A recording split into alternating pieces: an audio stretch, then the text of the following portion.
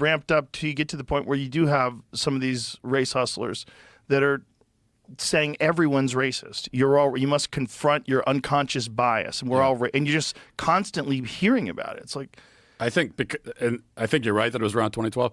BLM came into formation in 2013. I think that was the Trayvon Martin thing.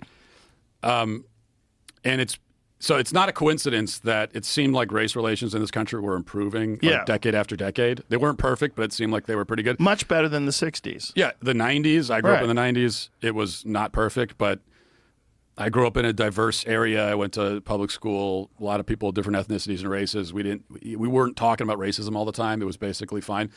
And then something happened in the middle part of the first decade of the 2000s where it seemed like things started backsliding, and that's right at the time when Barack Obama was elected. And that's not a coincidence. Like, a lot of people have noticed that it's odd that we had a black president and then all of a sudden now we're having race riots again. And I think the reason is that when you elect a black president, I didn't like Obama. I didn't vote for him. I think his policies are terrible.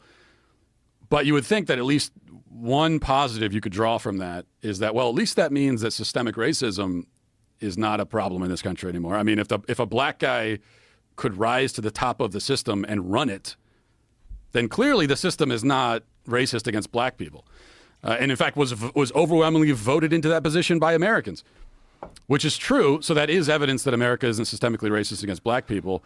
But the race hustlers don't want us to draw that conclusion. They're worried that we'll look at Obama as president and say, okay, well, racism isn't a big issue anymore. And that's a problem for them because there's a lot of power, money, and influence to be found in the racism narrative.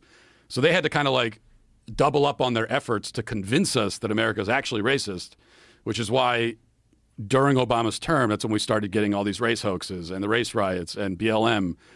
That's when things like people started talking about microaggressions and all this kind of nonsense, because they needed to tell us that, yeah, you might think that this issue is kind of solved now, but it's not. Racism is actually worse than you ever imagined.